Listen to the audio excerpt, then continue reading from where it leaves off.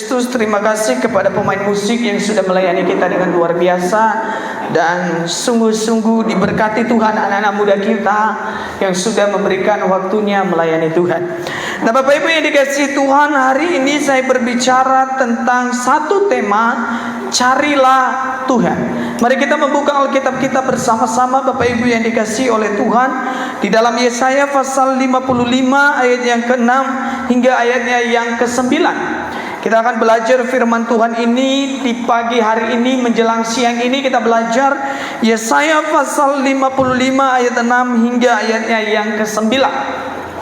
Baik, saya membacakan ayat yang ke-6, Bapak Ibu ayat yang ke-7, dan di ayat yang ke-9 kita baca bersama-sama. Yesaya pasal yang ke-55 ayat yang ke-6 berbunyi demikian.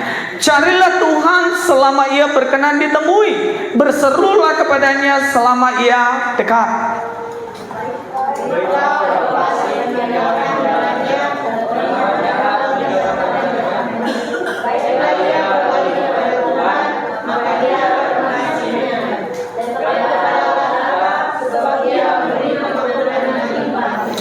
Sebab rancanganku bukanlah rancanganmu, dan jalanmu bukanlah jalanku. Demikianlah firman Tuhan. Seperti tinggi langit dari bumi, demikianlah tingginya jalanku dari jalanmu, dan rancanganku dari rancanganmu. Nah, Bapak Ibu yang dikasihi Tuhan, kita sebagai orang yang percaya, kalau kita melihat Alkitab ini, gambaran yang diberikan oleh Yesaya kepada orang-orang pada zaman itu, dia mengatakan di ayat yang ke-6 apa? Carilah Tuhan selama ia berkenan ditemui. Kenapa sampai Yesaya berkata carilah Tuhan selama ia berkenan ditemui? Apakah Tuhan tidak bisa ditemui kapan saja? Bisa. Apakah Tuhan tidak bisa ditemui di mana saja? Bisa. Tapi pada zaman perjanjian lama, orang yang bisa berdoa itu adalah hanya imam. Sedangkan bangsa itu tidak bisa berdoa kepada Tuhan. Sedangkan jemaat Allah pada zaman itu tidak bisa berdoa kepada Tuhan. Kalau dia berdoa secara pribadi kepada Tuhan, atau dia mempersembahkan sesuatu kepada Tuhan tanpa sepengetahuan imam, maka dia adalah musuh Tuhan. Begitu ketat di dalam perjanjian lama itu, bagaimana Allah mendidik Israel itu, bagaimana Tuhan mendidik umatnya itu, sehingga mereka hanya bergantung kepada siapa?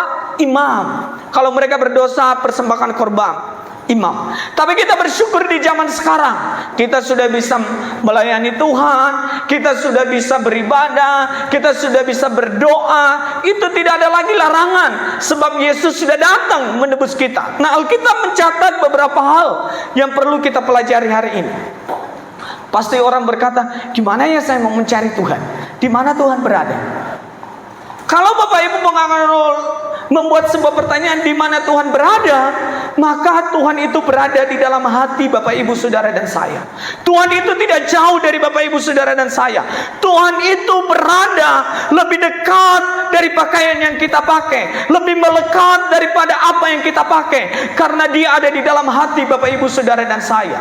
Pertanyaannya, pernahkah Bapak Ibu menyadari bahwa Tuhan ada di dalam hati saya, ada di dalam hati Bapak Ibu, ada di dalam hati kita semua, ada di dalam hati jemaat Tuhan yang ada di tempat ini? Bukankah kita selalu berkata Tuhan itu terlalu jauh, Tuhan itu terlalu susah untuk ditemui, karena hati kita tidak pernah menyadari hal itu. Jadi Bapak Ibu yang dikasihi Tuhan, mari kita terus membangun hubungan kita dengan Tuhan. Nah, ketika seseorang mencari Tuhan, maka yang pertama yang dia lakukan, kita lihat di ayat yang ke-7a. Baiklah orang fasik meninggalkan jalannya. Apa artinya? Orang fasik itu adalah orang yang suka sombong. Orang fasik itu orang yang suka mencari pembenaran diri sendiri. Orang fasik itu adalah orang yang memberontak kepada Tuhan. Jadi Alkitab mencatat, baiklah orang fasik meninggalkan jalannya. Mari coba kita melihat gambaran orang fasik ini di dalam Mazmur 36 ayat 1 sampai 4. Kita melihat gambaran orang fasik di sana. Saya percaya Bapak Ibu datang ke tempat ini tadi dengan tulus hati, ikhlas, dengan sukacita, dengan sukaria, dengan berbagai dandangan dari rumah gitu ya, supaya bisa bertemu dengan Tuhan dengan luar biasa. Ayat 1 saya membacakannya. Untuk pemimpin biduan dari hamba Tuhan, dari Daud. Dosa berturut di lubuk hati orang fasik. Perhatikan, dosa bertutur di lubuk hati orang fasik. Gambaran orang fasik yang pertama adalah dosa ada di dalam hatinya. Bertutur itu dosa. Apa itu dosa? Banyaklah yang kita lakukan. Makanya hati itu sumber kehidupan, Bapak Ibu yang dikasihi Tuhan. Kalau sumbernya, selalu saya ingatin ini, kalau sumbernya terganggu, maka seluruh hidupnya terganggu. Nah, berikutnya dia katakan, rasa takut kepada Allah tidak ada pada orang itu. Gambaran orang fasik yang disampaikan oleh pemazmur adalah rasa takut kepada Tuhan sudah tidak ada. Bukankah kehidupan kita rasa-rasanya kayaknya udah nggak mau takut Tuhan? Kita buat sesuatu pelanggaran udah biasa, udah hal biasa. Tapi orang yang takut Tuhan, dia pasti akan memperhitungkan apa yang akan terjadi ketika dia mengambil sebuah kesalahan. Dia akan memperhitungkannya. Apakah ini bertentangan dengan Tuhan? Apakah tidak bertentangan dengan Tuhan? Saudara yang dikasihi Tuhan, saya percaya kita semua di tempat ini merindukan Tuhan memberikan kita damai sejahtera, bukan? Amin. Damai sejahtera bagi keluarga kita, damai sejahtera bagi masa depan kita, damai sejahtera bagi anak-anak kita. Kan gitu harapannya kan? Tapi pernahkah Anda menyerahkannya kepada Tuhan? Tuhan, ini loh keluargaku, sudah amburadul keluargaku. Ini loh istriku Tuhan, bawelnya minta ampun. Ini loh suamiku Tuhan, dilarang ini itu tapi tidak mau dengar Tuhan. Aku udah capek, lelah, letih, lesu dan berbeban berat. Tuhan berkata, kamu sendiri berjalan di dalam kemampuanmu. Kapan aku bisa bertindak? Ketika selalu aja yang keluar dari mulut kita menggerutu terus. Mukanya sadis caramu, sadis tindakanmu. Saya sudah berikan segalanya, saya sudah lakukan segalanya. Loh, libatkan Tuhan, pasti semuanya akan kita bisa lewati. Karena jalan-jalan Tuhan itu jalan damai sejahtera. Itu gambaran orang fasik. Ayat yang keduanya, coba ayat yang kedua. Sebab ia membujuk dirinya sampai orang mendapati kesalahannya dan membencinya. Orang fasik itu suka membenci. Tidak ada kan kebencian di antara kita kan? Gak ada kan? Coba saya lihat muka-muka jemaat Tuhan di sini sih nggak ada kebencian satu dengan yang lain. Kalau lihat, dendam banget aku ya sama lu. Hati-hati loh dengan kebencian itu. Itulah yang dimunculkan oleh Kain dan Habel. Dia iri. Kalau kita benci terus menerus, boleh nggak kita membenci suami? Nggak boleh, karena itu pilihan kita gitu ya. Doakan saja yang terbaik bagi dia. Alkitab kan berkata, memang Tuhan kita itu, Yesus itu luar biasa loh. Kalau kamu punya musuh, kata Yesus apa? Doakan, kasihani. Ini setiap kita ketemu, Tuhan mau kubakar hidup ini orang. Berarti hati kita belum beres di hadapan Tuhan. Kalau kita sudah beres di hadapan Tuhan, kita bisa melihat hal-hal baik yang ada dalam diri sesama kita manusia. Yang berikut ayat yang ketiga. Perkataan dari mulutnya ialah apa? Kejahatan dan tipu daya. Ia berhenti berlaku bijaksana dan berbuat baik. Orang fasik itu di dalam perkataannya ialah kejahatan dan tipu. Gak ada suka menipu kita di sini ya. Menipu demi kebaikan, boleh nggak Pak? Lihat aja gambarkan sendiri kalau menipu demi kebaikan. Daripada keluargaku hancur Pak, lebih baik saya hapus chatnya di WA saya gitu ya. Daripada keluargaku hancur Pak, lebih baik saya diam-diam keluar dari rumah teleponan gitu. Daripada keluarga saya hancur Pak, lebih baik saya itu aja pura-pura nggak tahu aja gitu.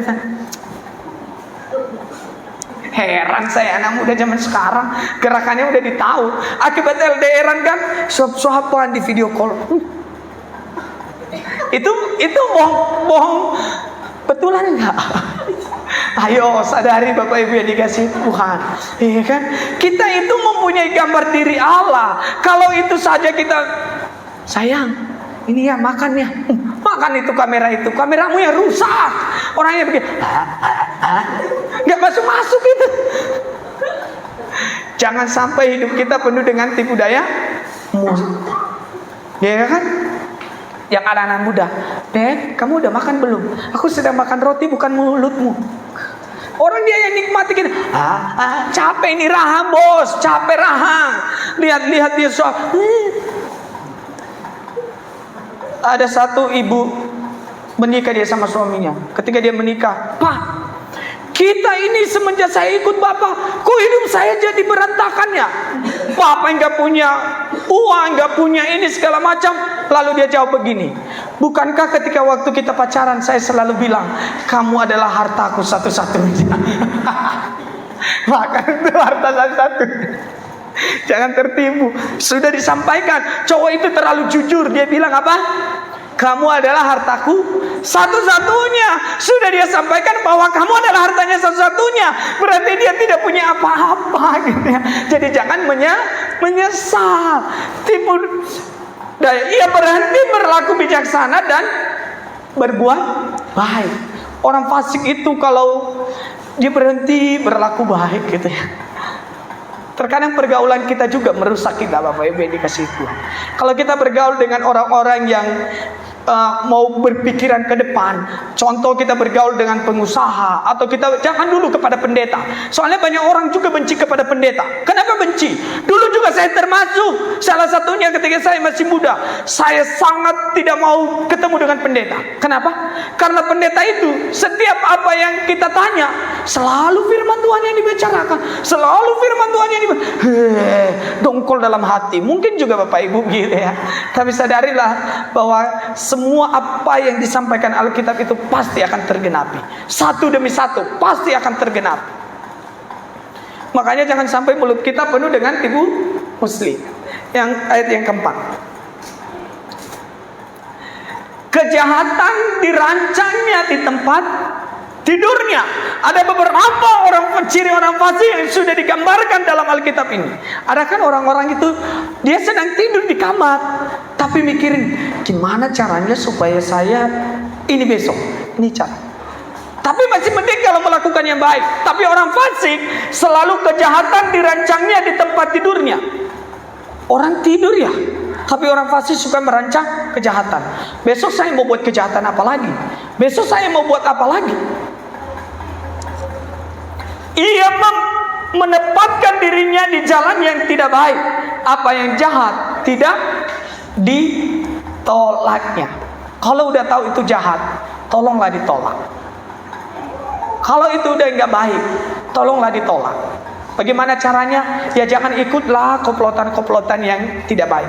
Yang berikut yang kita pelajari Bapak Ibu yang dikasihi Tuhan, di dalam ayat yang ke-7 mengajarkan kepada kita bahwa Allah itu memberikan pengampunan kepada kita. Kita melihat yang ke-7b.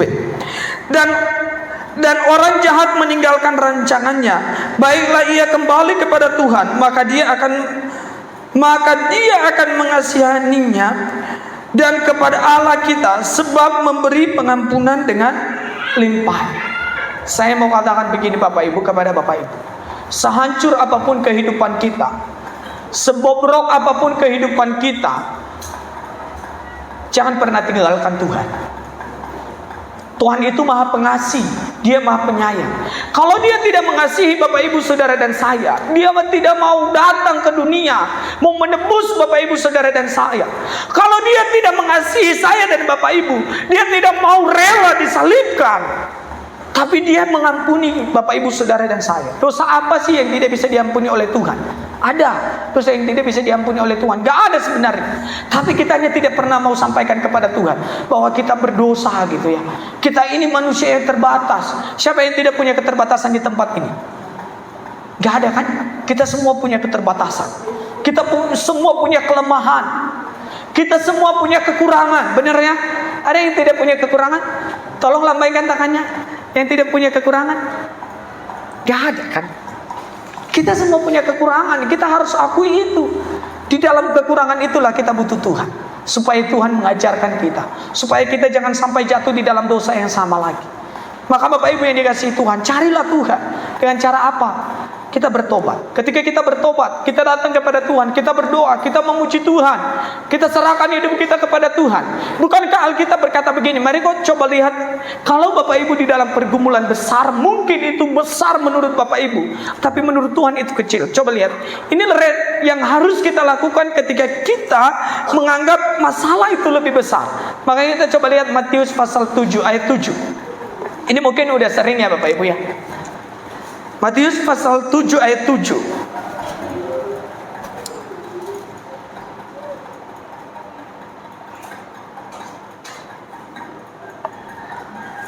Kalau Bapak Ibu ada di dalam permasalahan yang besar atau pergumulan hidup, maka Alkitab mencatat begini: mintalah maka akan diberikan kepadamu, carilah maka kamu akan mendapatkan, ketoklah maka pintu akan dibukakan bagimu.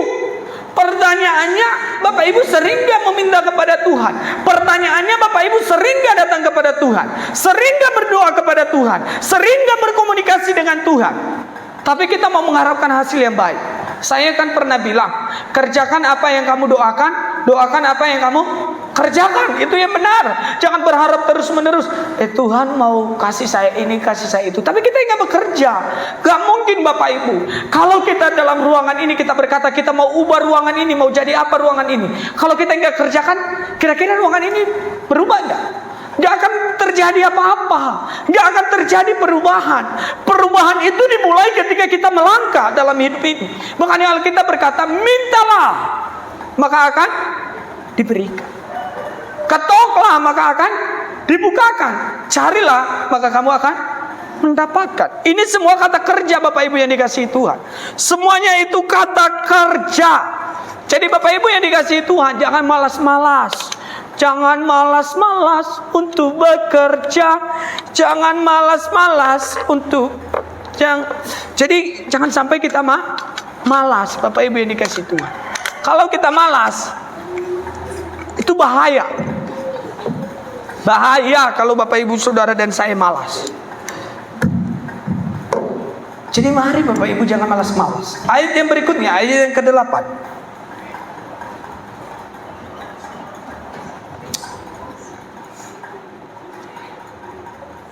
Ayo Lea, ayat yang ke-8.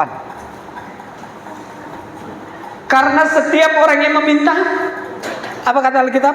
Menerima. Dan setiap orang yang mencari, mendapat. Dan setiap orang yang mengetok, baginya pintu akan dibukakan. Ayat 9.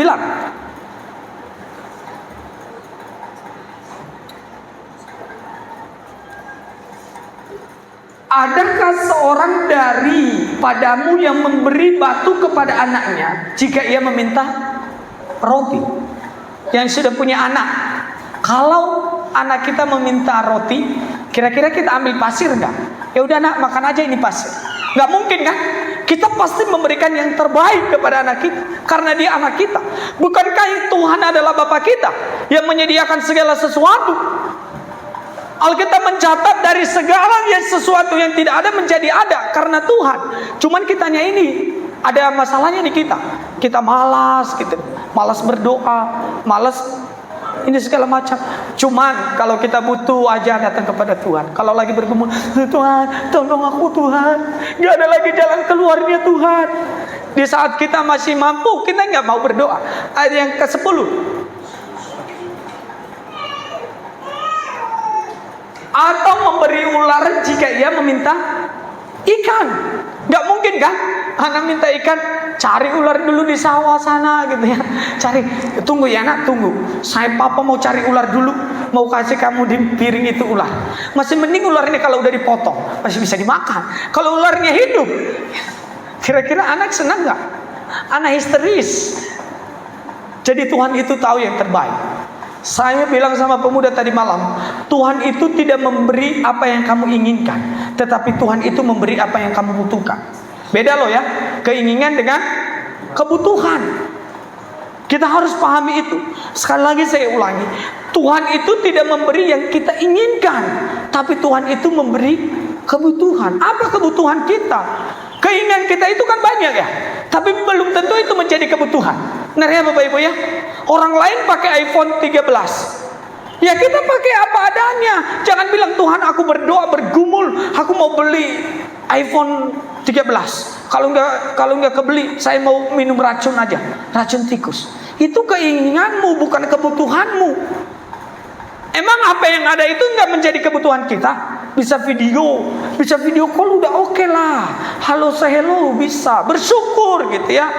Dalam hidup ini jangan iPhone 12 Pro, iPhone 16 Pro. Berapa harganya? 20 juta. Mending 20 juta itu kita simpan buat masa depan anak-anak kita. Hanya satu HP dibanting, selesai. Itu keinginanmu, itu bukan kebutuhanmu.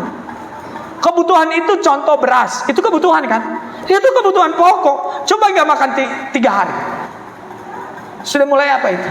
Gelisah galau merana ya. Jadi ingat,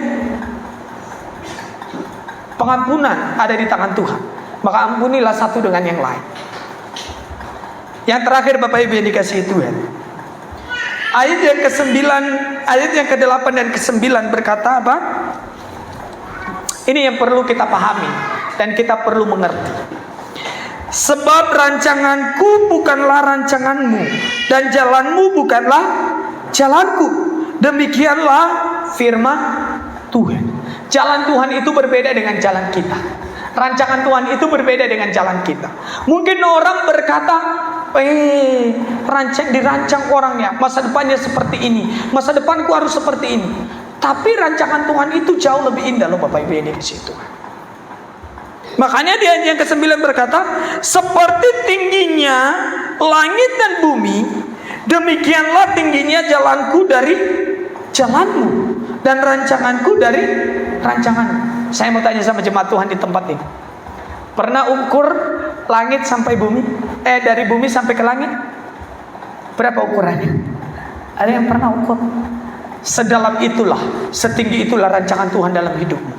Jangan gagalkan rencana Tuhan dalam hidupmu karena hanya Anda tidak mengerti. Saya sempat singgung kemarin bahwa dalam hidup ini ada beberapa hal yang misteri.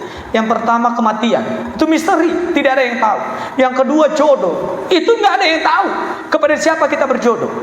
Apakah Ibu Nina pernah tahu kepada siapa? Enggak. Apakah saya pernah tahu? Enggak. Pernah ketemu waktu kecil sama istri saya? Enggak. Tapi dia jodoh saya, dipertemukan Tuhan gitu. Caranya Tuhan. Kalau dia jodohmu, pasti Tuhan mempertemukan. Kalau dia bukan jodohmu, Tuhan memisahkan. Karena Tuhan selalu tahu yang terbaik. Kenapa? Apakah pernah saya alami? Pernah. Sehebat apapun Anda mempertahankannya, gak akan bertahan itu hubungan. Kalau Tuhan gak ada di dalamnya, kalau Tuhan tidak merestuinya. Benar ya Bapak Ibu ya? Siapa yang sudah pernah pacaran bertahun-tahun gitu ya, tiba-tiba putus hanya gara-gara si A, itu tandanya dia bukan jodoh. Makanya Alkitab berkata, sehebat apapun kamu mempertahankan hal-hal yang indah dalam hidupmu, kalau Tuhan bilang enyak, selesai. Kalau pernah ukur langit dan bumi, mantap. Mari Bapak Ibu yang dikasihi oleh Tuhan, kita harus mencari Tuhan dalam kehidupan ini. Makanya Amsal 16 ayat 9 berkata demikian. Amsal 16 ayat yang 9 berkata demikian. Mari kita membacakan ayat ini Bapak Ibu yang dikasihi Tuhan. Amsal pasal 16 ayat yang ke-9. Kita membacakan dalam hitungan yang ketiga. 3, 2 ya. Hati manusia memikir-mikirkan jalannya, tetapi Tuhanlah yang menentukan arah langkah. Hati kita banyak, tapi Tuhan yang menentukan arah langkah kita. Sebab Ayub pasal 2 berkata, Ayub pasal 42 ayat 2 berkata demikian Bapak Ibu yang dikasihi Tuhan, bahwa rancangan Tuhan itu tidak ada yang gagal. Mau kapan terjadi dalam hidup kita, kalau Tuhan mau sehari ini juga bisa terjadi.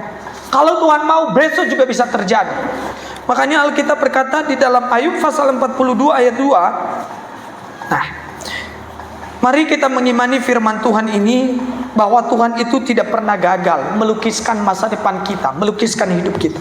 Ayat yang kedua, aku tahu bahwa engkau sanggup melakukan segala sesuatu, dan tidak ada rancanganmu yang gagal. Tidak ada rancangan Tuhan yang gagal dalam hidup. Kalau Tuhan mau angkat, kapan saja terjadi. Kalau Tuhan mau bekerja, kapan saja terjadi. Kalau Tuhan sudah buka pintu untuk memberkatimu, tidak ada satupun yang menutupnya. Kalau Tuhan sudah membuka jalan bagimu, tidak ada satupun tangan manusia yang mampu melepaskanmu. Karena Alkitab berkata begini, meskipun 1000 tangan manusia menarikmu jatuh, namun hanya satu, kamu membutuhkan satu tangan Tuhan untuk mengangkat. Karena tangan Tuhan ketika dia yang bekerja, dia membukakan laut merah saja dia bisa bukakan, apalagi berkat-berkat dalam kehidupanmu. Setialah sampai mati, sampai Tuhan berkata, hai saleh-salehku yang setia, mari ikut sehidangan dengan aku. Kiranya firman yang singkat ini mengingatkan kita kembali bahwa kita perlu mencari Tuhan dalam kehidupan kita sehari-hari, dalam kita menjalani hidup ini. Kita mempunyai keterbatasan, tetapi Allah yang Anda sembah, yang kepadanya Bapak Ibu beribadah, Dia adalah Allah yang hidup, yang mau memberkati hidupmu dari sekarang sampai selama-lamanya. Kita tunduk kepala, kita berdoa. Bapa yang baik, hamba-Mu sudah selesai menyampaikan firman-Mu, tetapi Engkau tidak pernah berhenti mengingatkan kami bahwa kami memerlukan Tuhan dalam hidup kami. Ampunilah kami Bapa yang baik, kalau kami dalam pengiringan dengan Tuhan, kami selalu bersungut-sungut, kami selalu tidak setia kepada Tuhan. Ampuni kami Tuhan. Dan hamba berdoa, kiranya apa yang menjadi pergumulan jemaat-Mu Tuhan, Engkau tolong mereka, Engkau memberikan mereka berkat yang baru Bapa yang baik. Memberkati ekonomi jemaat-Mu, memberkati rumah tangga jemaat-Mu, rumah tangga jemaat-Mu yang sedang hancur mungkin Tuhan, Engkaulah gembala yang baik bagi mereka. Biarlah Tuhan yang menjamah, memulihkan. Bahkan ketika pun hal itu terjadi, berikan kekuatan kepada jemaat-Mu untuk melewatinya. Dan orang-orang yang sedang merindukan pekerjaan, Tuhan tolong mereka. Dan yang sudah bekerja, biarlah juga Tuhan Kau memberikan mereka yang terbaik di dalam pekerjaan mereka Bapa yang baik. Terima kasih Tuhan buat anak-anak muda yang ada di tempat ini. Diberkati Tuhan masa depan mereka, dilimpahin Tuhan dengan berkat-berkat anugerah yang baru dalam kehidupan mereka. Terima kasih Tuhan Yesus yang baik. Biarlah firman ini merema dalam hidup kami, dan terus kami gemakan bahwa Allah tidak pernah gagal dalam hidup kami. Di dalam nama Tuhan Yesus Kristus kami berdoa dan bersyukur. Haleluya. Amin.